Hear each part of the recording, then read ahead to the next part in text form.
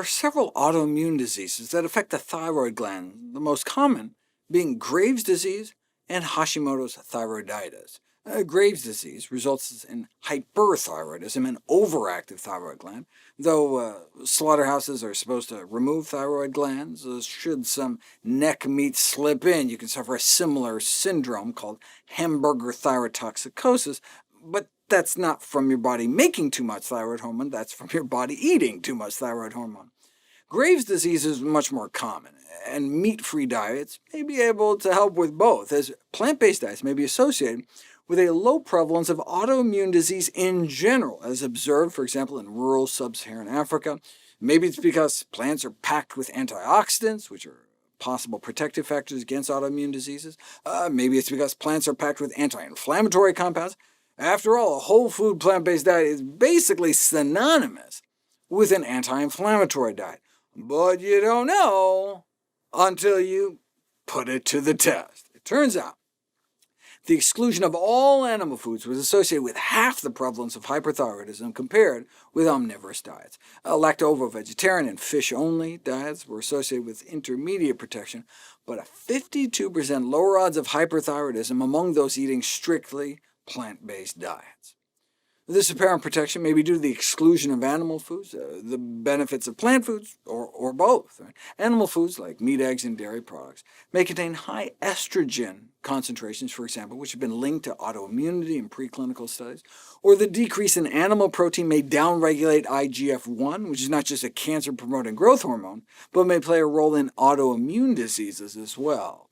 Or it could be the good stuff in plants that may protect cells, like the polyphenol phytochemicals, such as flavonoids found in plant foods.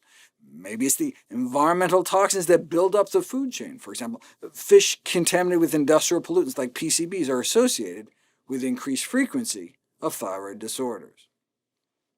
OK, what about the other autoimmune thyroid disease, Hashimoto's thyroiditis, which, assuming you're getting enough iodine, is the primary cause of hypothyroidism, an underactive thyroid gland. Graves' disease wasn't the only autoimmune disorder that was rare or virtually unknown among those living in rural sub-Saharan Africa eating near-vegan diets. They also appeared to have less Hashimoto's. There's evidence that those with Hashimoto's have compromised antioxidant status, but we don't know if it's cause or effect.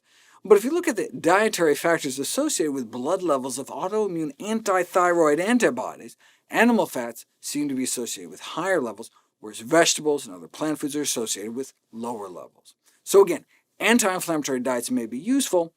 No surprise, as Hashimoto's is an inflammatory disease. That's what thyroiditis means, inflammation of the thyroid gland. Another possibility is the reduction in methionine intake, an amino acid concentrated in animal protein, thought to be one reason why the consumption of whole plant foods is likely to have a favorable influence on longevity, through decreasing the risk of cancer, heart disease, and diabetes.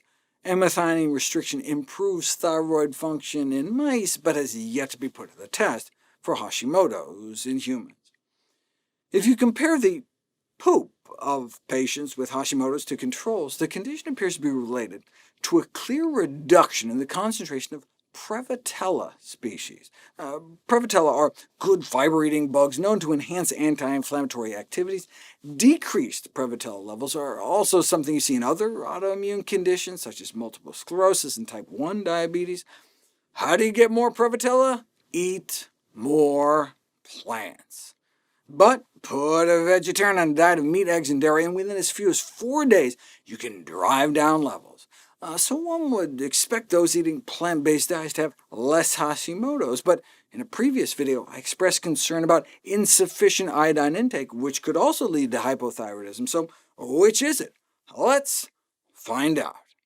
Vegan diets tended to be associated with lower, not higher, risk of hypothyroid disease.